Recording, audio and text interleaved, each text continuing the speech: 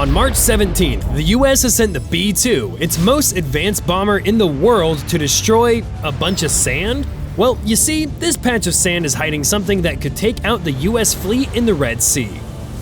In the afternoon, nearly 8,000 miles away at Whiteman Air Force Base, this bomber was getting ready to take off. But what the heck was a bomber in Missouri going to do for a fight in Yemen? Well, that's because this is no ordinary bomber.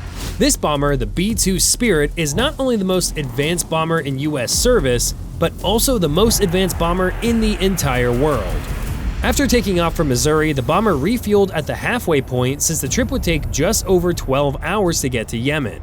While on a mission, the B-2 typically refuels every 6 hours to make sure it doesn't run out of fuel. Once the bombers were about 2 hours from the target area, they topped off their tanks again over the Red Sea to avoid being exposed over Yemeni airspace, since the KC-135 tanker refueling them was most certainly not a stealth aircraft. Once full up on fuel, the B-2 pilots made best speed for Yemen and zeroed in on their target. For you see, the US had annihilated most of the east to get the weapons storage facilities the Houthis had. At this remote mountain base in Sada Governorate, the Houthis had been consolidating smaller weapons caches and moving them deep underground. But this was not enough to protect them from the power of the B-2. At approximately 01:29 that morning, the bomb bay doors of the B-2 swung open and let loose its massive payload.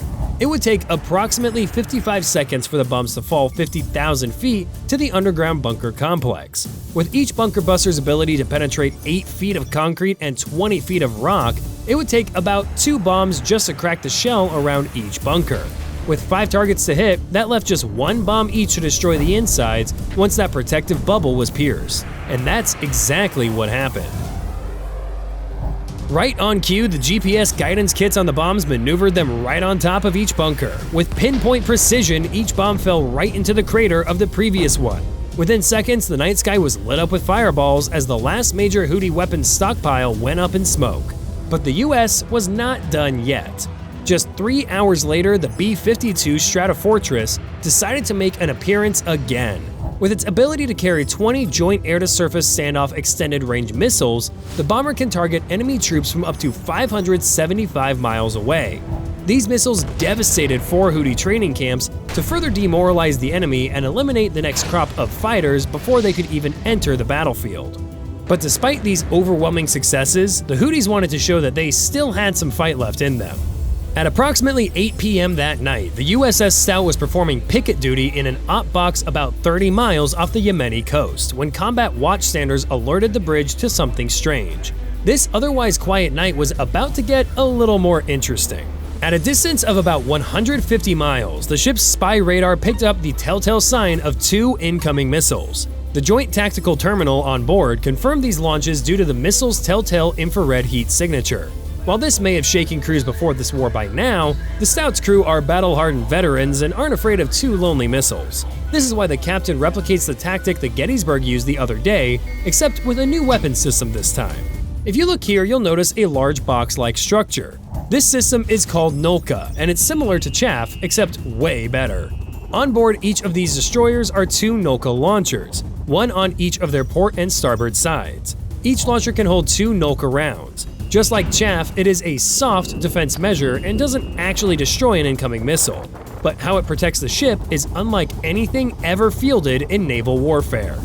Within 3 seconds of detecting an incoming missile, the Nolka launcher fires off a round either automatically or manually. In this case, the captain decides to use a Nolka round to conserve SM-2s.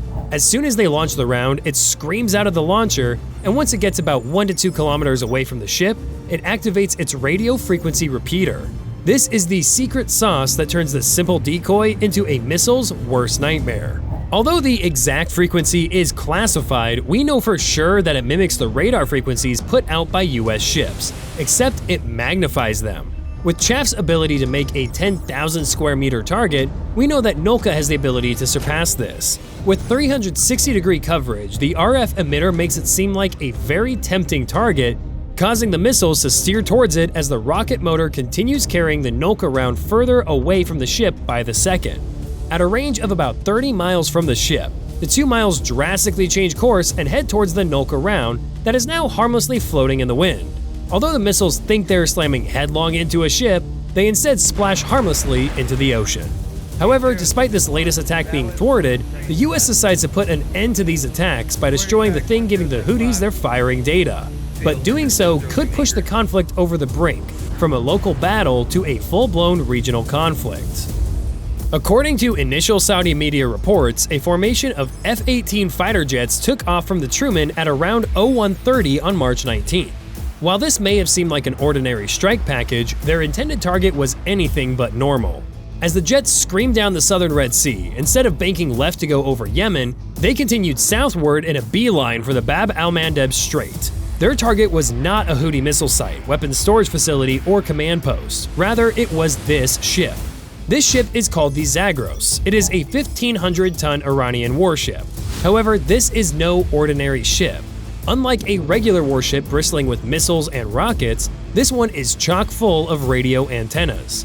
That is because this ship is Iran's first dedicated signal collection ship, and taking it out would actually hurt the Houthis a lot.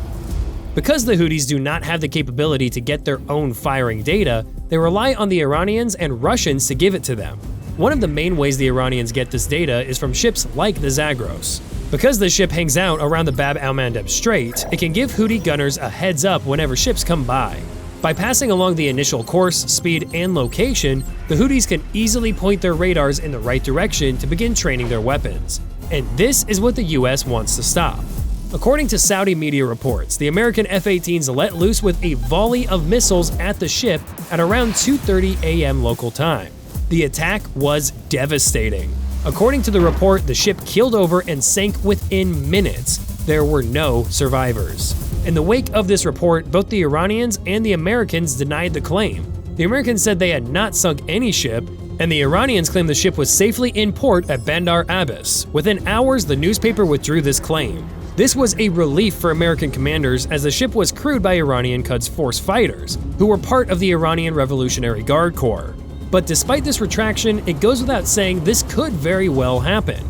In 2021, an Israeli Special Forces frog team attached limpet mines to the side of the Iranian ship Houthis. The Iranians had been using her as a signals collection platform and mobile supply base for the Houthis, much like the Zagros. But while this is one of the few events that came out that was proven to be false, the next attack was very real. Frustrated by their inability to damage the American fleet, the Houthis decided to lob a few more ballistic missiles at Israel.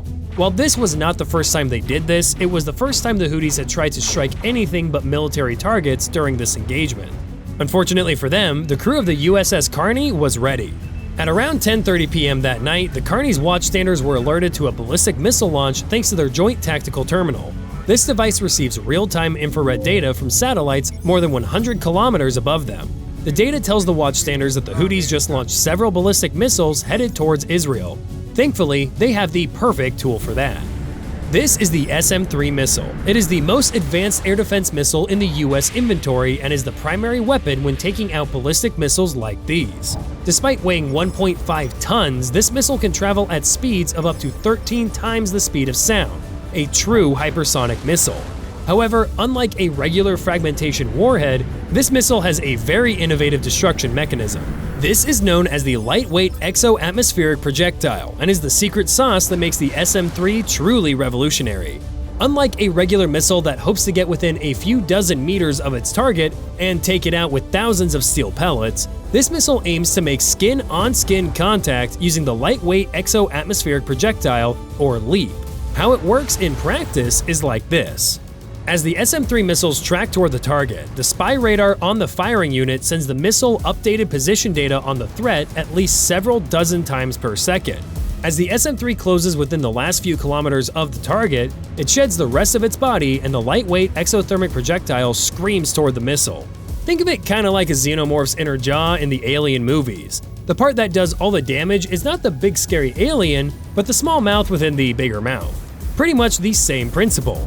As the LEAP separates from the missile body, its active seeker turns on to guide it toward the missile in its terminal phase. And while the SM-3 is 21.5 feet long, this part is only 22 inches long with a diameter of 10 inches. But this thing is going incredibly fast.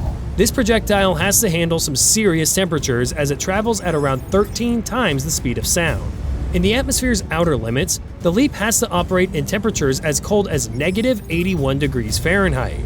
As it careens towards the target, it will experience temperatures of up to 3,700 degrees Fahrenheit. If not constructed with specially designed composite materials, it would disintegrate in such extreme temperatures long before it made contact. But this is not the case. In just a few seconds, it overtakes the Houthi missile and slams into its warhead. This ensures the missile's destruction as the rest of its pieces burn up in the atmosphere. For the Carney, this is yet another notch in their belt, and the last great act of this dance the US has had with the Houthis all week. The following day, March 20th, the US Air Force continued strikes into Yemen with F-15s and Reaper drones. However, only a handful of targets were hit, not because the US military was tired or out of ammunition, they were simply running out of targets to hit. As evidence of this, the only defense the Houthis mounted that day was launching a measly 5 drones, which the Jason Dunham quickly dispatched with its Sea Whiz. By the end of the day, it was abundantly clear that the Houthis were at their lowest capability militarily in the last 10 years. However, unless the US can enforce its naval blockade of Yemen, Iranian smugglers will soon rebuild the Houthis to their former capabilities, and this whole song and dance will have to be done all over again. Bye for now.